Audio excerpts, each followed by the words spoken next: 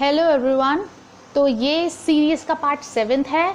जो लोग पहली बार इस वीडियो को देख रहे हैं उन लोगों के लिए मैं बता देती हूँ कि हम लोग क्लास 10th का chapter number 1 real numbers start किया हुआ है और आज हम एक इम्पॉर्टेंट टॉपिक डिस्कस करने वाले हैं जो कि हर साल पूछा जाता है। इस टॉपिक पे सवाल कि एक इस टाइप का कि प्रूव दैट √2 इज़ इरेशनल। तो आज हम इसी का हम एक मेथड सीखेंगे कि इसे किस तरह से लिखते हैं और उसे समझेंगे भी। तो चलिए शुरू करते हैं। सबसे पहले अपन को क्या करना है कि हम अज्यूम कर लेंगे, अच्छा हमें प्रूव करना है कि √2 इरेशनल है। तो हमारा करने का जो प्रोसीजर होगा वो कुछ ये होगा कि हम सबसे पहले ये मानेंगे कि भाई √2 इरेशनल ना हो के रेशनल है, मतलब हम अपनी तरफ से उसे उल्टा मान के चलेंगे, फिर अपनी ही बात को गलत प्रूव कर देंगे। ठीक है, इसमें हम सीधा से ये कॉन्सेप्ट करेंगे। तो हम सबसे पहले मान के क्या चलेंगे कि भाई √2 रेशनल है, जबकि प्रूफ क्या करना है हमें, इरेशनल। तो ठीक है, यहाँ हम एक कॉन्ट्रडिक्टरी सिचुएशन लेके चलेंगे और उसको बाद में अपने ही स्टेटमेंट को गलत प्रूफ कर देंगे। तो मुझे लगता है आप लोग समझ गए होंगे कि हम लोग आगे क्या करने वाले हैं। तो चलिए समझ लेते हैं थोड़ा सा। √2 को सबसे पहले हमने रेशनल नंबर माना। तो हमें सबको पता है कि रेशनल नंबर, अपन ने 9th क्लास में पढ़ा हुआ है कि रेशनल नंबर को वो नंबर्स होते हैं जिनको हम P/Q की फॉर्म में लिख सकते हैं। तो P/Q की जगह हम A एंड B लिख लेते हैं, तो उसमें कोई फ़र्क नहीं है, पर होनी वो सिंपलेस्ट फॉर्म चाहिए। लेट इस सिंपलेस्ट फॉर्म A/B। इस केस में हमने सिंपलेस्ट फॉर्म ली है। तो चलिए देखते हैं। एक स्टेटमेंट है, यहाँ पे मैंने स्टार लगा हुआ है क्योंकि यही वो दो लाइन है जो कि इस पूरे प्रोसीजर में आपको काम आने वाली है। तो वो लाइन है क्या, then A and B are integers having no common factor other than 1 and B not equals to 0। तो सबसे पहले बात कर लेते हैं इस स्टेटमेंट की कि B नॉट इक्वल टू 0। तो हमें पता है कि जब हम रेशनल नंबर की डेफिनेशन करते हैं तो हम बोलते हैं any number which can be represented in the form of P/Q where Q not equals to 0। आप सबको पता है ये चीज़ कि अगर डिनोमिनेटर में 0 आ जाता है तो उस वाले नंबर की वैल्यू नॉट डिफाइंड होती है या फिर इन्फिनिटी होती है। तो भाई डिनोमिनेटर 0 तो वैसे भी नहीं होना चाहिए। तो हमने ये वाला स्टेटमेंट तो समझ लिया कि चाहे वो Q हो चाहे वो नीचे वाला B हो, कुछ भी हो वेरिएबल, पर नीचे वाली चीज़ 0 नहीं होनी चाहिए। अब ये क्या समझाने की कोशिश कर रहा है यहाँ पे, then A and B are integers having no common factor other than 1। तो आपको शायद याद आ रहा होगा कि ये बेसिकली को प्राइम की डेफिनेशन है। जिन बच्चों को नहीं पता है उन लोगों को मैं बता देती हूँ कि को प्राइम बेसिकली क्या होते हैं, दो नंबर्स का वो ऐसे दो नंबर्स जिनके बीच में कुछ भी कॉमन ना हो। फॉर एग्जाम्पल मैं यहाँ समझा देती हूँ कि को प्राइम मतलब जैसे कि 3 और 5 क्या है, को प्राइम है। कैसे कि इन दोनों में कुछ भी कॉमन नहीं है अदर देन 1, मतलब सिर्फ 1 ही ऐसा टेबल है जिसमें 3 और 5 दोनों आते हैं, अदरवाइज ऐसा कोई टेबल नहीं है।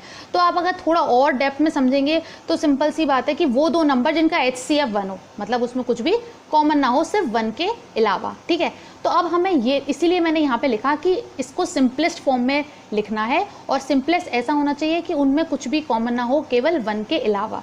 अब आगे आप लोगों को ये बात समझ में आएगी कि ऐसा हम क्यों मान के चले हैं। ठीक है, नाउ अब हमने क्या किया, √2 को हमने A/B की फॉर्म में रख लिया।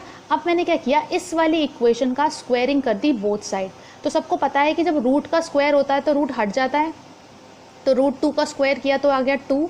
जब राइट हैंड साइड का स्क्वायर किया तो हो जाएगा A²/B²। ठीक है, अब हम क्या करेंगे, इस वाले B² को इस 2 के पास ले जाएंगे तो ये बन जाएगा 2B² इक्वल्स टू A²। इसको हम इक्वेशन फर्स्ट मान लेंगे। अब ध्यान से देखिएगा, क्योंकि ये इसके साथ मल्टीप्लाई में है, इक्वल टू के जब ये चीज़ जाएगी नीचे तो ये डिवाइड में आ जाएगी, मतलब ये 2 कहाँ जाएगा, डिनोमिनेटर में आ जाएगा। तो अगर मैं इसको स्टेटमेंट को अगर बोलूँ तो मैं ये बोल सकती हूँ कि जो 2 है वो A² को डिवाइड कर रहा है। क्या बोल रहा है, 2 डिवाइड्स A²। तो यही मैंने लिख दिया, 2 डिवाइड A²। तो अगर 2 A² को डिवाइड कर रहा है तो 2 A को भी डिवाइड करेगा। ऐसा कौन बोलता है, ऐसा थ्योरम 1.3 NCERT की आप जाके देख सकते हैं। इसका प्रूफ जो है वो बोर्ड्स में नहीं आता है, पर उसका उसमें रेफरेंस दिया हुआ है कि किस लॉजिक पे इस चीज़ को प्रूफ किया गया है।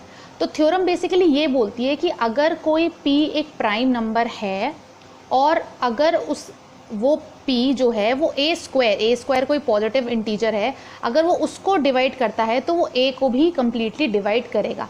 तो चलिए एग्जाम्पल से समझ लेते हैं, ये थोड़ी सी कंफ्यूजिंग सी स्टेटमेंट लग रही है। तो ये सिंपल सी ये कहना चाह रहा है कि जैसे कि मैंने मान लिया 2, तो सबको पता है 2 एक प्राइम नंबर है। अब a स्क्वायर, तो मैंने किसी नंबर का स्क्वायर ले लिया, तो मान लीजिए मैंने 36 ले लिया। तो अगर 2 36 को डिवाइड करेगा तो 36 किसका स्क्वायर है? 6 का। तो मतलब ये बात तो तय है कि 2 जो है वो 6 को भी डिवाइड करेगा कम्प्लीटली। बस ये थ्योरम सिर्फ इतनी सी बात बोलती है कि अगर वो a स्क्वायर को डिवाइड करेगा तो वो a को भी करेगा। ठीक है, तो वो यही बोला है उसने। तो मैंने लिख दिया कि 2 is prime and divide a square, तो 2 जो है वो a को भी डिवाइड करेगा। ठीक है, तो हमने इस थ्योरम से ये चीज़ कंक्लूड कर ली। अब दोबारा से अब आगे हमें कुछ नहीं करना है, बस हमें कट कॉपी पेस्ट मारना है, ऊपर वाला पैराग्राफ एज इट इज उतारना है एक नए वेरिएबल के साथ। तो आप लोगों को दिमाग सिर्फ इस चीज़ में लगाना है, समझना पूरा है, सिर्फ लिखने का तरीका सीखना है। एक दो बार आप लिख के देखेंगे आपके नंबर पक्के हो जाएंगे इसमें, तो ज़्यादा दिमाग इसमें मारने की ज़रूरत नहीं है क्योंकि थ्योरेटिकल एकदम चीज़ है, बस दिमाग में समझना चाहिए कि ऐसा क्यों कर रहे हैं हम।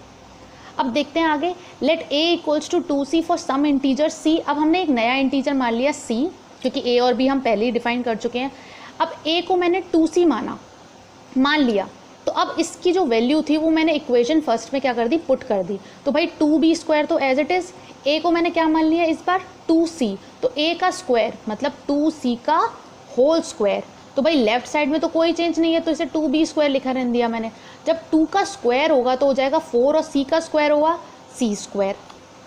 तो ये अगर 2 से 2 कैंसिल हो गया, 2 से 4 कैंसिल हो गया, तो यहाँ पे आ गया 2, तो b square equals to 2c square. अब ध्यान से देखिएगा, c स्क्वायर इसके साथ किस में है, मल्टीप्लाई में, इक्वल टू के उस तरफ जाएगा तो किस में आएगा, डिवाइड में आएगा। तो 2 कहाँ आ जाएगा, नीचे। तो c स्क्वायर को हम क्या लिख सकते हैं, b स्क्वायर अपॉन 2। जिन बच्चों को ये वाली चीज़ थोड़ा नहीं समझ में आती है तो मैं इसे थोड़ा ऐसे पलट के भी लिख देती हूँ कि 2c square equals to b square.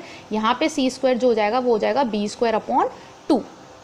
ठीक है, अब फिर से हमने वही कॉन्सेप्ट लगा दिया कि 2 जो है, यहाँ से अगर मैं इसे कहूँ कि भाई 2 जो है वो b स्क्वायर को डिवाइड कर रहा है, तो 2 भाई b को भी डिवाइड करेगा। वही अपनी पुरानी वाली थ्योरम 1.3 NCERT आप जाके चेक कर सकते हैं। दस 2 is common factor of a and b। अब आपको समझ में आएगा कि हमने c यहाँ पे क्यों लिया बेसिकली।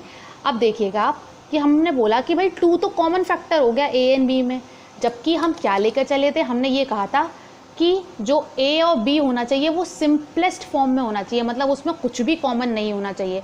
लेकिन यहाँ हम ये प्रूव कर बैठे गलती से कि भाई 2 जो है वो a को डिवाइड कर रहा है और 2 जो है वो b को भी डिवाइड कर रहा है। मतलब a1 के अलावा एक और हमें नंबर मिल गया जो a और b को डिवाइड कर रहा है। इसका मतलब ये सिंप्लीफाइड फॉर्म है ही नहीं।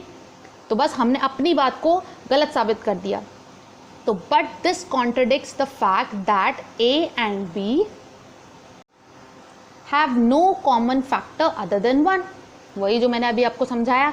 The contradiction arises by assuming that root 2 is rational। तो बोला ये contradiction आया इसीलिए क्योंकि हम ये मान के चले कि भाई root 2 rational है, तो जो हम statement मान के चले वो हमने गलत प्रूफ कर दिया। इसका मतलब root 2 rational तो हो नहीं सकता, तो क्या हो जाएगा, hence root 2 is irrational। अब मैं आप लोगों के लिए बता देती हूँ कि इस टाइप के क्वेश्चन को आपको सिर्फ उसका लॉजिक समझना है कि आपको प्रूफ कैसे करना है, बाकी आपको ध्यान इस चीज़ पे देना है स्टेप पे, क्योंकि NCERT में काफ़ी लंबा चौड़ा लिखा हुआ है उसमें। तो आप 2-3 बार उसको देखकर प्रैक्टिस करेंगे। अगर आपको कॉन्सेप्ट अच्छे से समझ में आ गया हो तो आप 2-3 बार लिख के देखेंगे तो आपको बिल्कुल अच्छे से आ जाएगा और ये आपके मार्क्स एकदम पक्के हो जाएंगे। तो आज के लिए बस इतना ही। आई होप आप लोगों को ये वाला क्वेश्चन अच्छे से समझ में आ गया होगा। कल इससे रेलेवेंट हम 1-2 टाइप के क्वेश्चन और देखेंगे, यही प्रूफ वाले। बाकी तो अगर आपको ये वीडियो हेल्पफुल लगी हो तो आप इस वीडियो को लाइक करिए, शेयर कीजिए अपने दोस्तों के साथ और चैनल को सब्सक्राइब कर लीजिए। Thank you so much. जय हिंद।